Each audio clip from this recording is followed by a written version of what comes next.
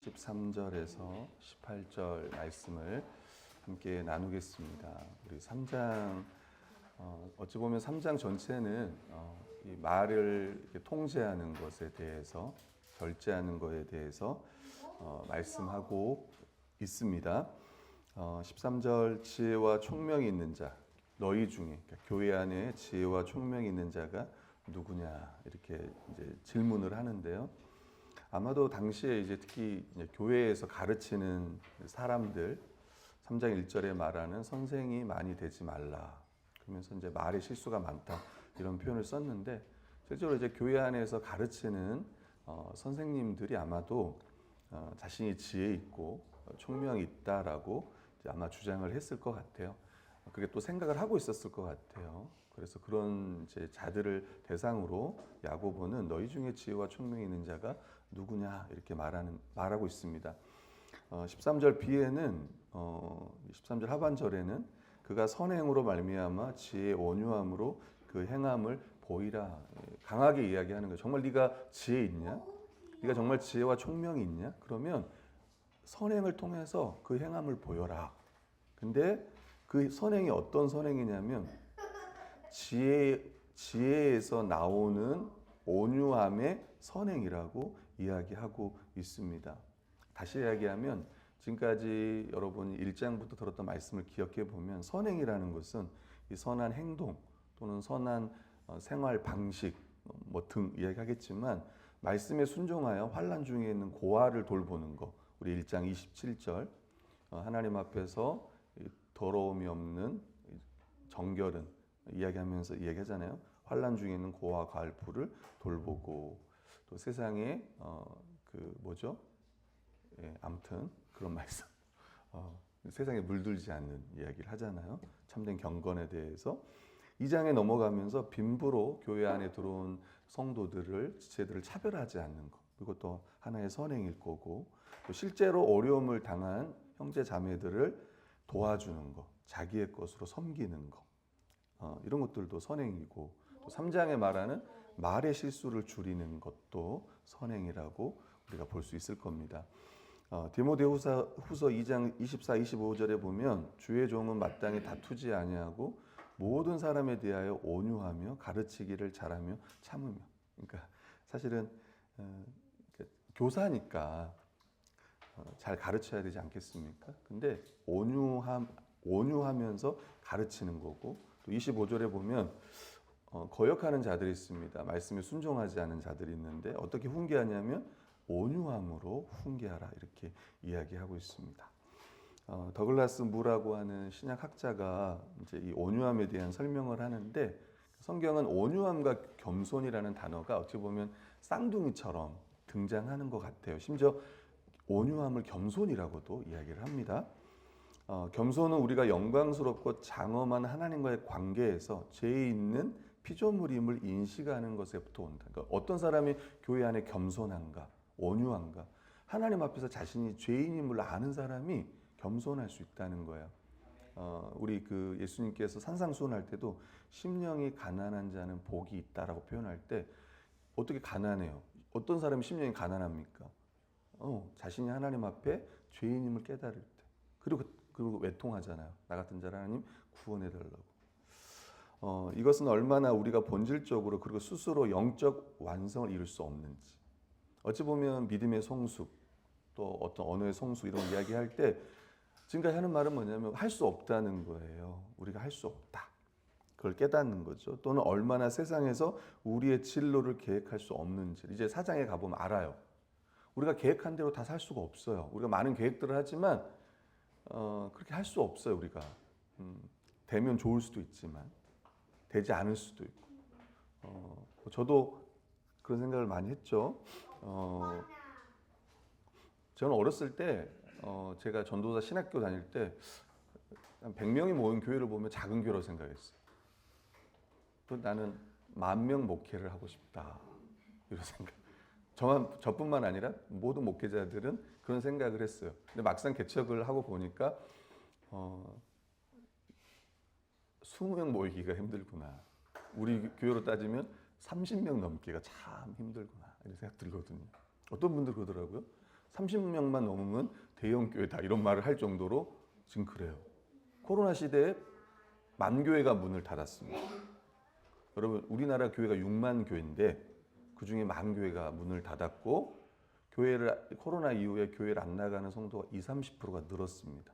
우리나라 한때 1000만 성도라고 이야기했지만 지금은 모르겠습니다. 한 600만 될지 모르겠어요. 한때 800만이라고 했는데 가난한 성도라고 말하는 안 나가는 분들이 많이 계시기 때문에 아마 600에서 뭐 700 사이가 되지 않을까. 점점 그 중에 진짜 참된 믿음을 가진 성도들은 더 적을 거예요. 어느 목회자가 뭐 이제 막 계획해도 안 되잖아요. 저를 봐도 그렇고 또 여러분 인생을 봐도 아마 그럴 수 있을 겁니다. 그걸 인정하는 거지. 내 마음을 컨트롤 못할 뿐만 아니라 우리 인생 자체도 우리가 계획한 대로. 그래서 잠언에 보면 사람이 계획할지라도 그 걸음을 인도하시는 분은 하나님이시다 이런 표현들이 있지 않습니까? 그 다음에 보시면 그리고 하나님 앞에서 이런 겸손은 다른 사람을 향한 겸손으로 바뀌어야 한다. 그러니까 이걸 아는 사람들은 하나님 앞에서뿐만 아니라 다른 사람 앞에서도 겸손하게 행한다는 거예요. 야고보 4장 8절 10절 같이 한번 읽어볼게요. 시작. 하나님을 가까이 하라. 죄인들아 손을 깨끗이 하라. 두 마음을 품은 자들아 마음을 성결하게 하라. 주 앞에서 낮추라. 그리하면 주께서 너희를 높이시리라. 죄인들아 손을 깨끗이 하라. 그러니까 하나님 앞에 다시 한번 우리의 존재가 어떤 존재인지를 깨닫고 주님 앞에서 겸손하라 이렇게 이야기합니다. 그러니까 교회 안에는 자신들이 스스로 지혜롭다고 이야기하는 사람들이 많았던 것 같고 특히 교사들 가운데 또 교만했던 것 같습니다. 마태복음 11장 29절에 보면 예수님이 이렇게 말했습니다. 나는 마음이 온유하고 겸손하니 나의 멍에를 메우고 배우라. 그리하면 너의 마음이 쉼을 얻으리니 수고하고 무거운 짐진 자들아 다 내게로 오라. 내가 너희를 쉬게 하리라. 그게 11장 28절 말씀이고 이게 29장의 말씀이에요. 우리가 예수님께 가면 온유하고 겸손해질 수 있다고 이야기하고 있습니다. 두 번째는 14, 16절에는 땅의 지혜를 이야기해요. 다시 말하면 세상의 지혜. 그러니까 거짓 교사들이 말하는 그 지혜는 세상의 지혜다라고 이야기합니다. 14절 말씀 같이 읽어볼게요. 자, 시작. 그럼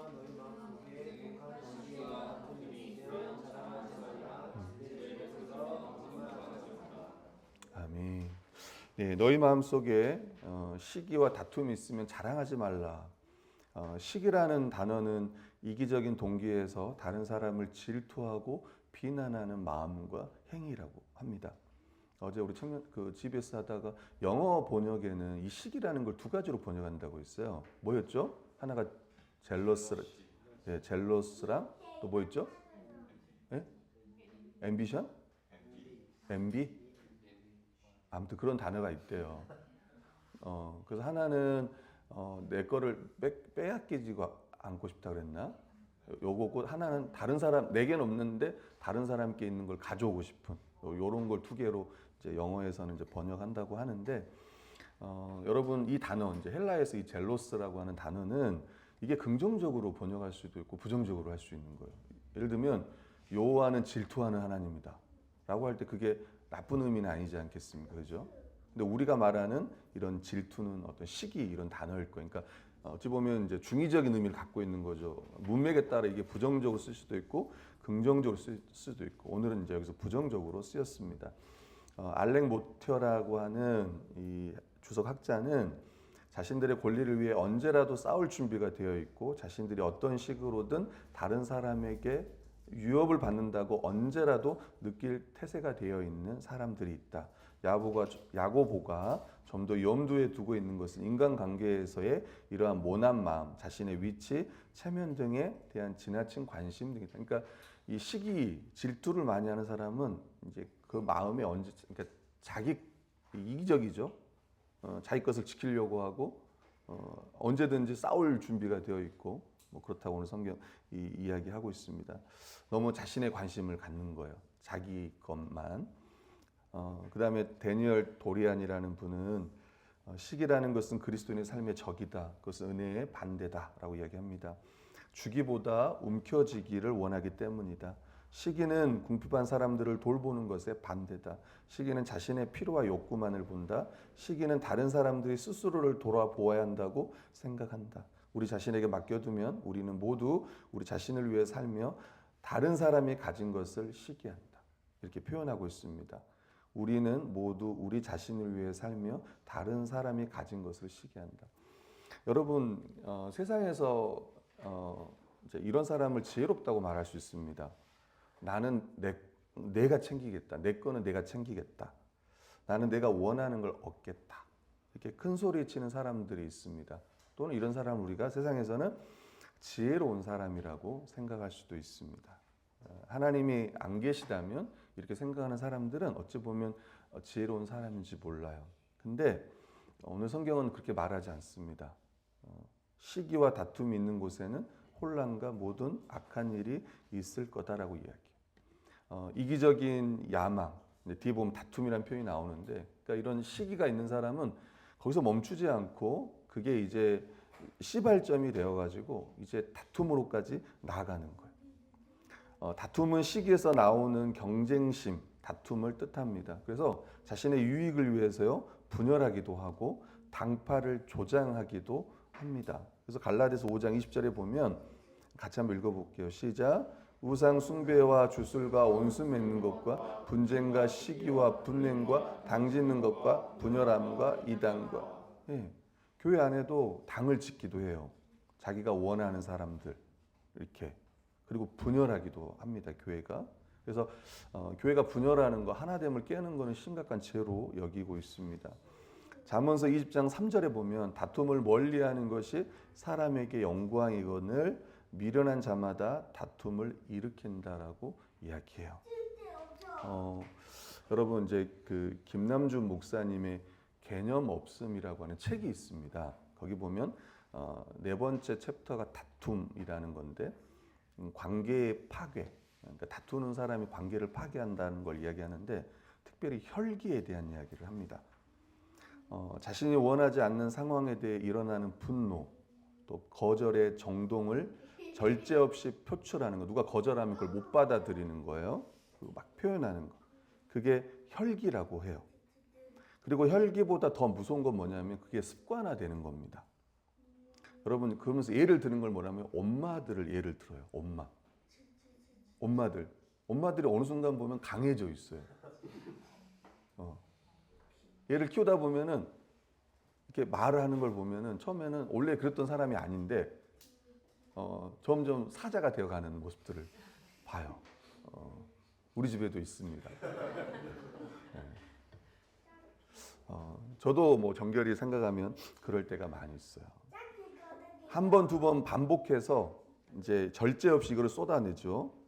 그럼 이게 자연스러운 성향이 되어요. 성향이 되어 버립니다.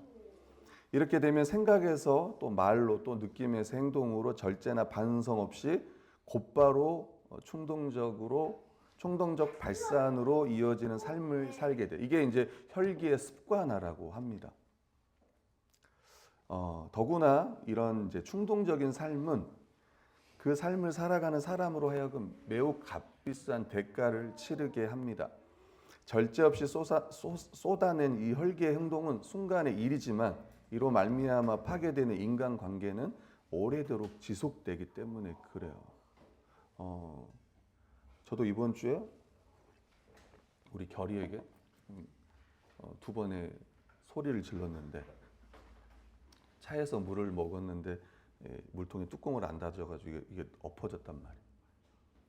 화가 나더라. 결아! 그리고 또 이제 교회에서 자전거를 타고 싶다 그래가지고 교회를 데리고 왔는데 여기 보면 이제 바퀴 자국들이 나 있거든요. 중간중간에. 이쪽에 크게 좀 나 있는데 가서 부딪히는 거예요. 근데 그게 고의죠, 고의. 재미, 다른 말로 하면 재미인데. 그래서 내가 이거 위험하잖아요. 이런 행동은 또 교회를 파괴하는 행동. 교회가 아니고 교회 건물을 파괴하는 행동이에요. 예배당 건물을. 그래서 제가 켜라! 이제 위험한 행동이니까 또 소리를 질렀지. 한편으로는 이제 실수해서 그런 거고. 근데 이제 제가 금요일 날 이제 모임하는데 회개의 기도가 나오더라고요. 사랑하는 아들에게 내가 왜 그랬을까 뭐 이런 생각 들고, 그리고 나도 모르게 결이가 조금만 실수를 해도 막 소리를 지르는 거예요. 그냥 넘어갈 수 있는 일인데 물이 쏟아졌으면 그냥 닦으면 될 일이고, 이건 사실 위험하니까 더 소리를 질러야 될지도 모르지만, 그러니까 사소한 거에 대해서 사소한 실수와 이런 것들 넘어갈 수 있는데 그게 못 넘어가는 거예요. 그리고 막 소리를 지르고, 저도 제 자신을 좀 돌아보는 좀 시간이었습니다. 근데 실제로 이건 이제 작은 공동체 안에서 있었던 일이지만, 결의와 나와의 이야기지만, 이게 더 커진다면 교회 안에서 만약에 또 여러분이 다니는 직장 안에서 그렇다면은 이건 작은 문제가 되지는 않을 거예요. 15절, 16절에 뭐라고 하냐면, 이런 건 위로부터 내려온 것이 아니고 땅의 것이다 라고 이야기합니다. 정욕의 것이고 귀신의 것이다 라고 이야기. 우리가 다음 주에 다룰 4장 1절에도 보면, 우리 4장 1절 읽어볼까요? 자, 시작. 다툼이 어디로부터 나느냐? 너희 지체 중에서 싸우는, 이렇게 이야기해요. 그러니까 지금 교회 안에 싸움과 다툼이 있는데 그게 어디서부터 나타났냐면 정욕으로부터 비롯된 거다라고 얘기해요. 그리고 그것은 귀신의 것이다라는 거예요. 여러분 불의 혀 기억나요? 그 출처가 지옥에서 난다 했잖아요. 마찬가지로 여기서도 우리가 아무리 스스로 지혜롭다고 하지만 교회 안에서 이 시기와 다툼의 문제가 일어난다면 그거는 귀신의 지혜라고 이야기를 합니다. 시기와 다툼이 있는 곳에는 혼란과 모든 악한 일이 있다라고 이야기해요. 불안정하고 요동하는 상태, 분리되고 나누어진 상태, 그게 교회 안에서 일어난다. 그래서 우리도 스스로 내가 지혜 있는 자인지 지혜 없는 자인지, 또 내 말에 정말 온유함으로 이 지혜가 나타나는가 좀 생각해 보면 실제로 그 결과가 시기와 다툼으로 나타나는지를 우리가 봐야 될 것 같습니다. 이거는 이제 교회뿐만 아니라 실제로 내가 직장에서나 가정에서도 마찬가지. 자, 그 다음에 세 번째는 17, 18절. 그럼 정말 위로부터 난 지혜가 뭐냐? 하늘로부터 온 지혜가 뭐냐? 17절 보면은 우리 17절 같이 읽어볼까요? 자, 시작. 오직 위로부터 난 지혜는 첫째 성결하고 다음에 화평하고 관용하고 양순하며 긍휼과 선한 열매가 가득하고 흠령과 거짓이 없느니. 네. 그래서 첫 번째는 성결하고, 그래서 이 나머지가 다 성결에 묶여 있는 것 같아요. 성결의 특징들을 이렇게 나열하는 것 같아요. 우리 성령의 9가지 열매 보면 기억나요? 사랑, 희락, 화평, 자비, 양성, 충성, 온유, 절제 열매가 있다면 사랑 다음에 희락, 이게 다 묶이잖아. 사랑이라고 하는 거에 다 묶이는 거잖아요. 마찬가지로 여기도 성결이라고 하는, 거룩함이라고 하는, 여기에 다 이렇게 묶여 있다고 여러분 보시면 될 것 같습니다. 화평은 다툼과 분쟁의 대조로서 관계적으로 평화로운 상태를 화평이라고 이야기합니다. 관용은 다른 사람에 대하여 온유하고 친절하며 참을성이 있는 것. 그 다음에 양수는 순순히 따르는 것으로서 관계에서 양보를 잘하는 거예요. 여러분, 양순이라는 표현이 성경에는 아마 없을 거예요. 혹시 보신 적 있어요? 여기 말고? 양순? 없습니다. 양순한 사람은 온순하고 순종할 준비가 되어 있고 다른 사람과 기꺼이 잘 어울리는 사람입니다. 그 사람은 필요하면 기꺼이 다른 사람들에게 양보하는 사람이에요. 우리 교회에도 이렇게 양보를 잘하는 사람들 있잖아요. 이런 사람들 어찌 보면 양순한 사람이에요. 근데 약해서 잘 믿고 잘 속아 넘어가는 것이 아니라, 이게 본질적인 게 아니면, 다시 말하면 죄가 아니면, 도덕적으로 윤리적으로 문제가 없으면 그냥 잘 넘어가는 거예요. 그리고 다른 사람을 기꺼이 존중하는 마음, 그게 뭐냐면 양순이라는 거예요.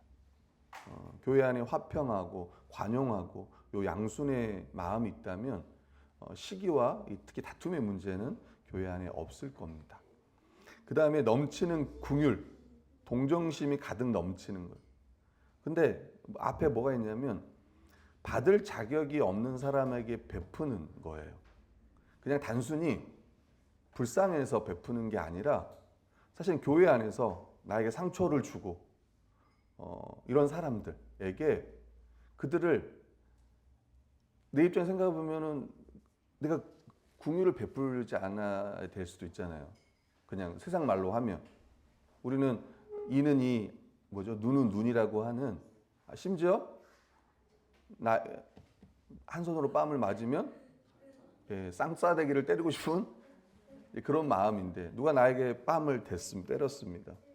근데 왼뺨을 돌려대라고 성경은 한번 때려봐요. 옆 사람 때려봐. 정말 왼뺨을 돌려대는 거. 아마 한 대 맞으면 가만 안 있을걸요. 아니면 때릴 그냥 이거 모양만 취해도 먼저 나갈걸요 손이.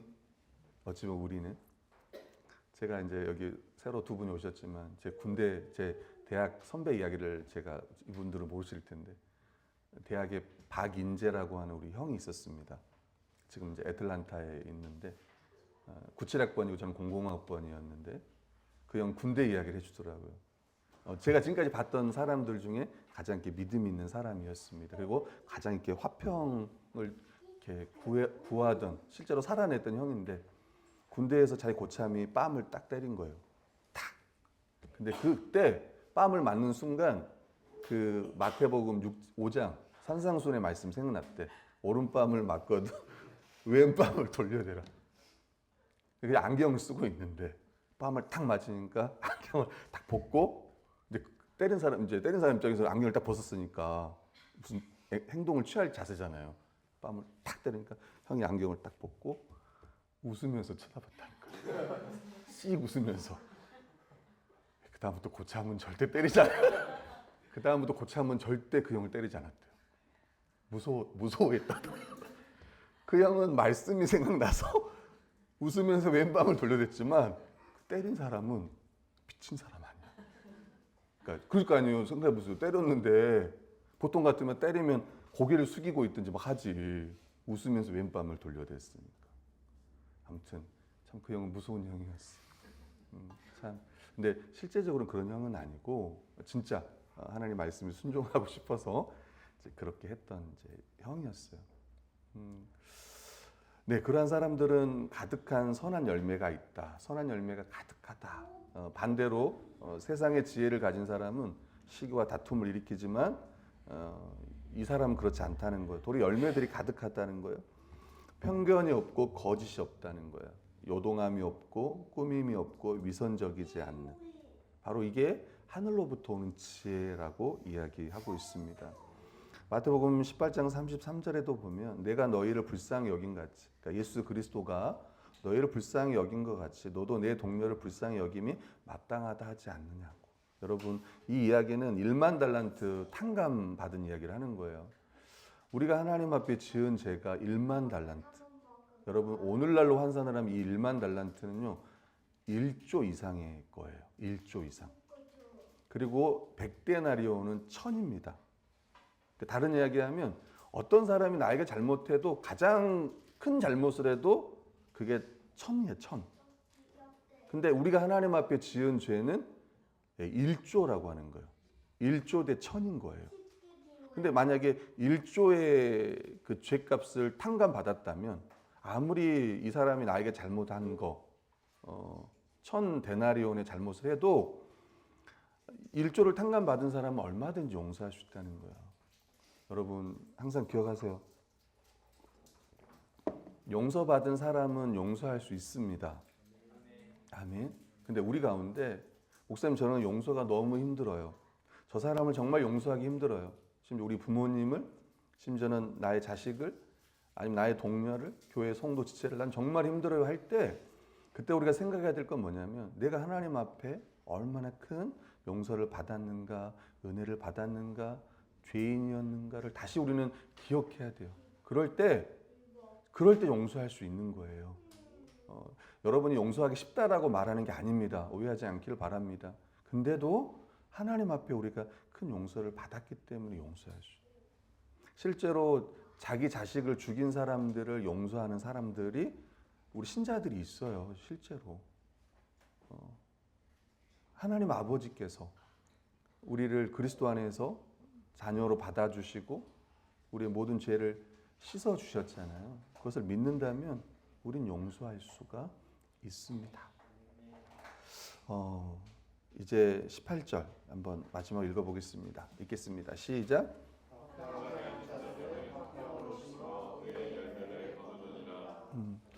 이게 이제 어찌 보면 결론인 것 같아요. 정말 참된 겸손은 그러니까 온유함과 이 화평함 이 두 개를 이야기하는 것 같습니다. 화평을 심어 의의 열매를 거둔다. 마태복음 5장 9절에도 보면 화평하게 하는 자는 복이 있나니 그들이 하나님의 아들이라 일컬음을 받을 것이요.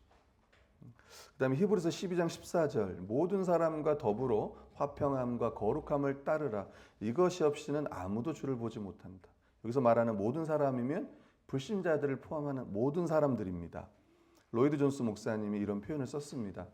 믿지 않는 가족들과 평화롭게 지내고 복음을 전하기 위해서는 본질적이지 않는 작은 일들에 있어서 언제나 양보하십시오. 양순. 언제나 손해를 보고 희생하십시오. 그리고 불신 가족과 평화를 이루며 복음을 전하는 길입니다. 여러분, 사실은 그러니까 무슨 말씀인지 알겠죠? 교회에서도 마찬가지고 가정에서도 마찬가지고 직장에서도 마찬가지예요. 그리스도인인데 참 인색하고 참 자기 것을 베풀지 않고 자기만을 생각하고 손해 보려고 하지 않는다면 누가 그 사람이 우리한테 우리가 전하는 복음에 귀를 기울이겠습니까? 그렇죠? 그렇다고 해서 복음을 안 전하라는 말은 아닙니다. 어떤 사람은 또 그래서 복음은 안 전하고 계속 그렇게 행하려고만 한 사람들이 있어요. 나쁘다는 게 아니라 궁극적으로는 복음을 전해야 돼요. 복음을 전해야 되지만 어떤 사람은 내가 복음을 전하기 위해서는 계속 이렇게 사랑의 행위만을 해야 돼. 이건 아니에요. 복음을 전해야죠. 그러면서도 자신이 항상 선을 행하려고 애를 쓰고 그래서 직장에서 다시 한번 우리의 언행과 좀 봐야 될 것 같아요. 그런 말 많습니다. 참 장로님이 교회에서는 너무 잘하는데 회사에서는 말을 너무 함부로 막 그러는 거예요.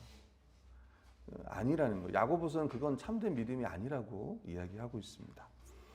자, 중심 사상은요. 교회는 위로부터의 지혜로 말하며 이제 행해야 된다라는 거예요.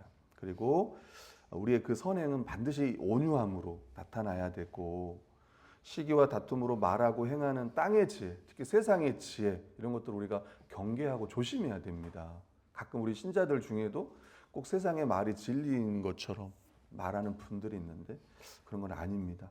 위로부터 난 지혜로 화평하게 하는 자들, 화평을 심어 의의 열매를 거두는 자들이 바로 참된 신자, 참된 지혜로운 자, 참된 믿음이 있는 자다. 이렇게 여러분이 보시면 됩니다. 묵상과 적용. 첫 번째는요. 성령을 따라 행하라. 말씀을 따라 행하라입니다. 우리 야고보서 1장 21절 22절 보면 이렇게 표현합니다. 그러므로 모든 더러운 것과 넘치는 악을 내버리고 너희 영혼을 능히 구원할 바 마음에 심어진 말씀을 온유함으로 받으라. 너희는 말씀을 행하는 자가 되고 듣기만 하여 자신을 속이는 자가 되지 말라. 누구든지 스스로 경건하다 생각하며 자기 혀를 재갈 물리지 아니하고 자기 마음을 속이면 이 사람의 경건은 헛것이라. 여러분, 우리가 하나님 말씀을 받잖아요. 온유함으로 받아요. 근데 이걸 받는다는 거는 뭐냐면 순종한다는 겁니다. 순종하는 거. 말씀에 아멘하는 거. 갈라디아서 5장 16절에서 26절을 좀 보시면 우리 16절 같이 읽어볼까요? 시작. 내가 이르노니 너희는 성령을 따라 행하라. 그리하면 육체의 욕심을 이루지 아니하리라. 성령을 따라 행하라. 그리하면 육체의 욕심을 이루지 않으리라. 육체의 욕심은 뭐냐면 19절에 말합니다. 육체의 일은 분명하니 음행, 더러운 것, 호색, 우상 숭배, 주술, 원수 맺는 것. 그러니까 원수 맺는 것. 우리 마음에서 왕따시키는 것. 그런 거 말하는 겁니다. 분쟁, 시기, 분냄, 당짓는 것, 분열하는 것, 이단과 투기와 술 취함, 방탕함, 또 그와 같은 것들이라. 이런 것들은 다 여러분 막 화내는 거 여기 나오잖아요. 진짜 좋은 걸 화내는 건 괜찮아요. 여러분 오해하지 않기를 바랍니다. 예수님이 막 외식하는 서기관들 바리새인들 보면서 오 사랑하는 형제요 그랬습니까, 여러분? 저는 우리 교회에서도 어떨 때는 저도 그렇지만 우리 성도들도 정말 화를 낼 땐 내야 되는 거예요. 막 교회가 분열하는 걸 보고 자매님, 형제님 사랑합니다. 그래도 돼요? 마음은 그럴지 모르지만 소리 지를 땐 소리 질러야지. 여러분, 난 제가 예를 들면 어떤 제가 뭐 잘못을 한 거 아닌데 갑자기 어떤 사람이 와가지고 막 담임 목사님 욕을 해요. 그럼 여러분 어떻게 할 거예요?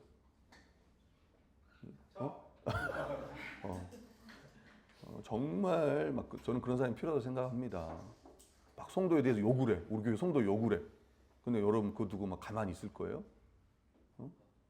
교회에 막 하나됨을 깨치는 사람들 막 교회 안에서 막 소리 지르고 막 그럴 때 여러분 가만히 있을 거예요? 보고 있을 거예요?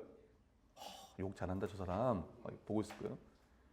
나가라고 소리 지르고 막 그래야죠. 싸울 때는 정말 싸워야죠. 그러니까 그게 진리의 문제고 하나됨의 문제라면 화를 내야죠. 근데 그게 아니라고 하면 그렇지 않아야 된다고 이야기해요. 여러분 여기 부부들도 계시고 있지만 절대로 성경은 말합니다. 분을 품지 말라고 이야기해요. 분이 날 수 있습니다. 근데 그 분을 하루, 이틀 계속 갖고 있는 사람이 있어요. 성경은 분명히 해지기 전까지 분을 풀라고 이야기하는데 갖고 있는 사람이 있어요. 그건 다시 말합니다. 성경적이지 않은 거예요.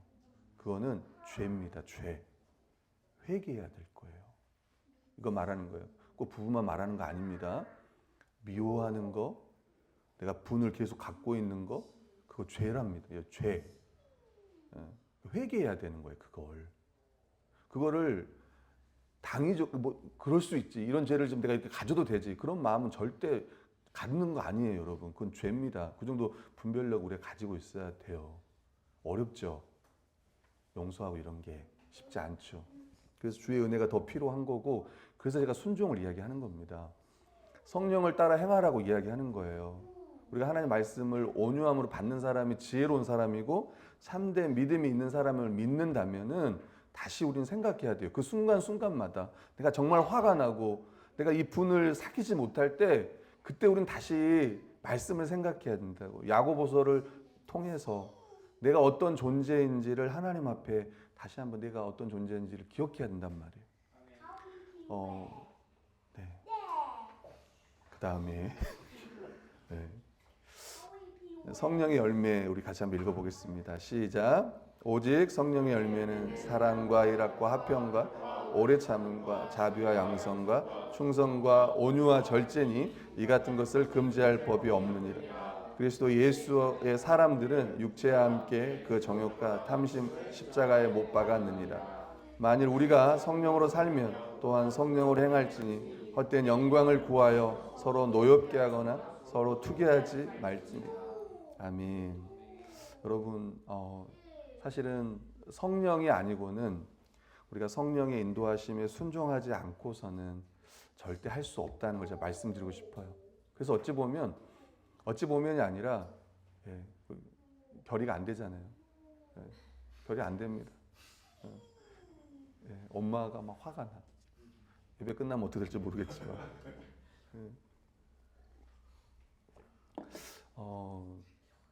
여러분 그리스도인이 진짜로 여러분 그리스도인이 정말 탁월한 거예요.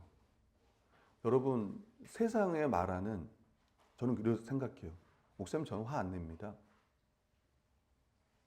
근데 보니까 관심이 없어. 이 사람이 무슨 말을 하든 관심이 없어. 그러니까 화가 안 나. 그렇지 않을까요? 어떤 교회 일에 화가 나야 될 일인데 거기에 관심이 없으면 화가 안 나. 기질적으로 화를 안 내는 사람도 있어요. 기질적으로. 근데 마음은 다르거든요. 마음은. 그러니까 무관심이 없어서 화가 안 나는 사람도 있고 어떤 사람은 화가 나는데 화를 못 내. 왜? 무서우니까.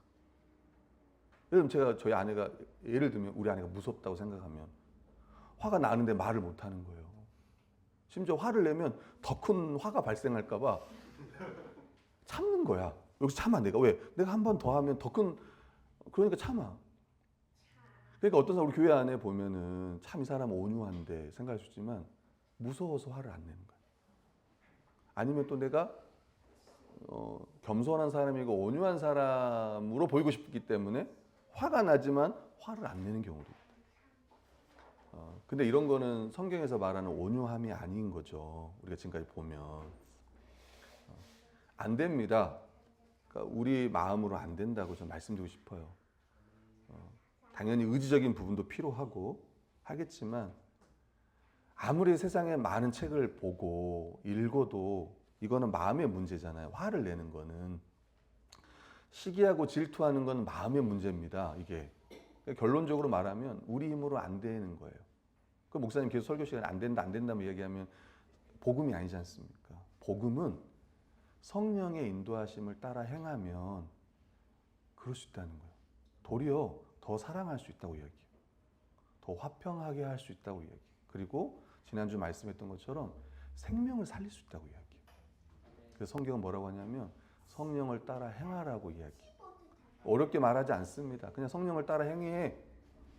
그리스도인들 안에는 성령님이 계시는데 내가 정말 화가 나고 내 마음을 조절이 안 될 때 그때 우리는 다시 한번 내 안에 성령님이 계시다는 것을 우리가 믿고 그리고 이 말씀을 다시 기억하면서 순종하는 겁니다. 도리 어찌 보면 하나님 제가 이 상황에서 순종할 수 있도록 도와주십시오. 내가 인내할 수 있도록 도와주십시오. 궁일이 여길 수 있도록 도와주십시오라고 하는 성령의 그 인도하심을 구하고 내가 절제할 수 있게 도와주십시오라고 사랑할 수 있도록 오래 참을 수 있도록 그리고 더 선한 말을 할 수 있도록 억지로 참는 게 아니고 억지로 참아야 할 수도 있겠지만 단순히 거기서 그냥 화가 나지만 내가 입을 다무는 상황이 아니라 도리어 정말 저 사람을 사랑하는 말 그래서 이 상황 가운데 저 사람을 정말 살리는 말 더 위로하고 격려할 수 있는 그 말을 할 수 있는 지혜와 분별력을 달라고 기도해야 될 것 같아. 그리고 기도해서 멈추는 게 아니라 아멘하고 내가 성령의 인도하심 따라 행하겠습니다라고 하는 믿음의 결심, 결단, 그리고 실제로 행함이 필요할 거예요. 아멘. 성령을 따라 행하라. 잘 기억하세요. 성령을 따라 행하라. 그리하면 육체의 욕심을 이루지 않을 거다라고 이야기합니다. 성령님께서 우리를 도우실 거라고 이야기하는 거예요. 두 번째는 예수 그리스도가 우리의 화평이시라고 이야기합니다. 14절에 그는 우리의 화평이신지라 둘로 하나를 만드사 유대인과 이방인을 하나 돼서 중간에 그 막힌담 율법을 통해서 유대인들이 이방인을 막 정죄하고 막 했지만 이제는 예수 그리스도가 15절에 계명의 율법을 다 폐하셨습니다. 십자가를 통해 이 모든 율법을 다 성취하신 거예요. 저주를 다 받았을 뿐만 아니라 모든 율법을 다 이루은 거예요. 그래서 이제는 이 둘로 절대로 하나 될 수 없었던 이 둘을 하나 되게 하신 거예요. 한 세 사람을 지어 화평하게 하신 겁니다. 아멘. 세 사람을 지었대요. 근데 한 세 사람인 거예요. 이제 우리가 하나인 거예요. 그래서 4장 1절부터 3절이 하나로서 이제 어떻게 우리가 행해야 되는가. 하나 되자가 아니라 이미 하나 되게 하신 것을 힘써 지키라고 이야기합니다. 우리 1, 2절 말씀 같이 읽어볼게요. 시작. 그러므로 주 안에서 같이 내가 너희를 권하노니 너희가 부르심을 받은 일에 합당하게 행하여 모든 겸손과 온유로 하고 오래 참음으로 사랑 가운데서 서로 용납하고 평안에 매는 줄로 성령이 하나 된 아멘. 여러분 힘써 지키라는 거는 진짜 힘을 쓰라는 거예요. 스프다 존테스 지금 당장 허리업 지금 당장 그리고 모든 노력을 다 기울여라. make every effort 이렇게 이야기해요. 우리 광희 레포트가 아니라 에포트 학교 다니고 있는. 그래서 지금 당장 정말 힘써라. 내가 나중에 하겠다가 아니라 지금 특히 화가 났을 때 더 힘쓰는 여러분이 되었으면 하고 겸손하라. 여러분 겸손이라는 건 사실 나보다 다른 사람을 더 낮게 높게 여기는 거잖아요. 저는 이제 예를 들면 좀 더 쉽게 예를 들면은 누구라 그랬죠? C.S. 루이스가 뭐라고 하냐면 나보다 남을 자신을 더 그러니까 남보다 자기를 더 적게 생각하는 거라고 했어요. 겸손이라는 거는. 근데 사람이 이렇게 겸손하지 못한 사람들 보면 다 자기를 먼저 생각해. 지금 내 기분, 내 자존심, 상대방을 더 생각하는 게 아니라 나를 더 생각해요. 근데 겸손은 반대로 나보다 남을 더 생각하는 거예요. 여러분 온유한다는 걸 온유. 온유라는 거는 온유가 이제 그 헬라어로는 길들어진 야생마 이런 표현을 쓰거든요. 길들어진 야생마. 자기 신을 절제하는 거고 상대방이 부드럽게 대하는 게 온유라고 하는데 부드러움, 친절함 이걸 온유라고 하는데 저는 온유를 그 어떤 한 지책에 들었는데 그게 참 좋은 표현 같아. 이렇게 처음 본 사람들처럼 대하는 게 온유다. 근데 사람이 그게 어렵잖아요. 왜냐면 이 사람하고 오래 있었고 이 사람에 대한 편견과 또 그 사람에 대한 선입견이 딱 나게 딱 있단 말이에요. 그러면 그렇게 못 대해. 어렵단 말이에요. 여러분 예를 들면 성의자매, 가해자매가 우리 교회 처음 왔을 때 어떻게 했습니까, 여러분? 막 화를 내요? 화를 내? 안 그러거든요. 막 말 한마디도 조심하잖아. 혹시 다음 주에 안 올까 봐. 조심하고. 직장에서 새로운 사람이 왔을 때 막 여러분 함부로 말합니까? 아니란 말이에요. 어떻게 해서 우리 직장이 좋은 직장이라는 걸 막 어필하고 싶고 막 이런단 말이에요. 그래서 처음 대하는 것처럼 대하는 게 온유다. 네, 우리 성철 스님이 말씀했습니다. 산은 산이고 물은 물이다. 깨달으셨습니까? 네. 아마 어떤 의도로 성철 스님이 말했는지 모르지만 산은 산이고 물은 물이지 그러면 맞지, 그렇지. 근데 여러분이 기분이 조금만 나쁘잖아요. 좀 마음이 좀 수틀리면은 그 산이 그 산이 아닌 거예요. 그 물이 그 물이 아니에요. 다시 얘기하면 그 사람이 그 사람이 아닌 거야. 나한테 조금만 나를 기분 나쁘게 하거나 어떤 나의 어떤 것들을 손상시키면 그 사람은 그 사람이 아닌 거예요. 나쁜 사람인 거예요. 내가 미워해도 될 사람인 거예요. 거리를 둬도 될 사람인 거예요. 아니에요. 성경은 모든 사람과 화평함과 거룩함을 행하라 라고 이야기하는 거예요. 거기에는 신자냐 불신자냐 없어요. 그렇다면 신자라고 하면 또 교회라고 하면 우리가 얼마나 더 잘해야 되는지 우리가 모두가 얼마나 이거에 대해서 애써야 되는지 겸손하고 온유하고 그 다음에 사랑 가운데서 오래 참음으로 사랑 가운데서 용납하고 여러분 오래 참아야 돼요. 그래서 우리 교회에서 하지 말아야 될 말이 있어요. 내가 얼마나 참았는지 알아? 이런 말은 하지 말아야 될 말이에요. 나는 너를 왜 계속 참고 있다. 이 이야기를 해야 돼. 내가 얼마나 널 참았는지 알아? 너 이게 지금 몇 번째야? 제자가 와서 예수님께 물었어요. 예수님, 제가 몇 번을 용서해야 됩니까? 이렇게 물었어요.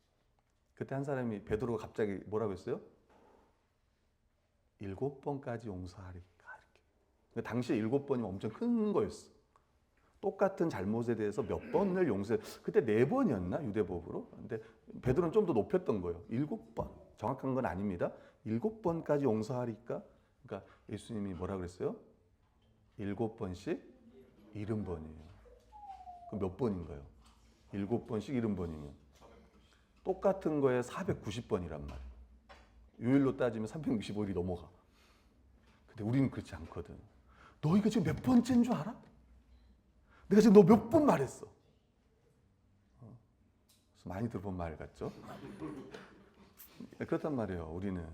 그러니까 더 용서하고 더 사랑하고 해야 되는데 그렇지 못할 때가 참 많고 우리 힘으로 안 된다는 것도 말씀드리고 싶습니다. 그래서 사랑 가운데서 용납하는 거, 오래 참는 것이 특히 교회의 하나됨을 지키는 데 있어서 너무 중요하고 그리고 우리 힘으로 안 되기 때문에 성령의 인도하심을 더 구하고 또 교회 안에 잘 참고 이런 인내하고 오래 참고 겸손하고 온유한 사람들을 보면서 우린 배우는 거예요. 또 우리가 예수님께 그걸 배우듯이 모든 사람을 다 용서하고 십자가에 죽었고 나도 너를 정죄하지 않노라. 십자가에 죽으시면서까지 하나님 이 사람을 용서해 달라고 스데반 돌을 향해 자기를 던지는 사람을 향해서도 하나님 저 사람을 용서해 주세요라고 기도하고 죽잖아요. 예수님도 너와 함께 낙원에 있으라고 말씀이 끝까지 궁휼로 여기고 죄인들을 불쌍히 여기고 가잖아요. 우리도 마찬가지예요. 성령님께서 도와주실 걸로 믿어요. 그리고 그 가운데 교회가 더 하나 될 거예요. 그래서 우리가 이제 우리가 기도할 때 그런 마음을 갖는 거예요. 내가 정말 내 옆 사람 미워하지 않겠다. 그리고 내가 말 한마디 정말 온유함으로 하겠다. 그리고 내가 교회 안에서 더 화평하게 더 애를 쓰겠다. 더 양보하겠다. 더 사랑으로 행하겠다. 이런 생각들. 이게 참된 믿음이고 참된 지혜고 이게 세상으로부터 오는 게 아니구나. 제발 책으로 배울 사람 하지 마세요. 말의 기술, 관계의 법칙, 기술. 틀리단 말이 아니고 거기엔 다 있어요. 근데 안 된단 말이에요. 안 돼. 아무리 좋은 책의 내용이지만 덧붙는 순간 누가 나한테 한마디 하는 순간 안 된단 말이에요. 그건 사람의 힘으로 할 수 없는 거예요. 그리스도인들만 할 수 있는 거예요. 아멘. 이걸 믿는 거예요. 이거를. 기도하겠습니다.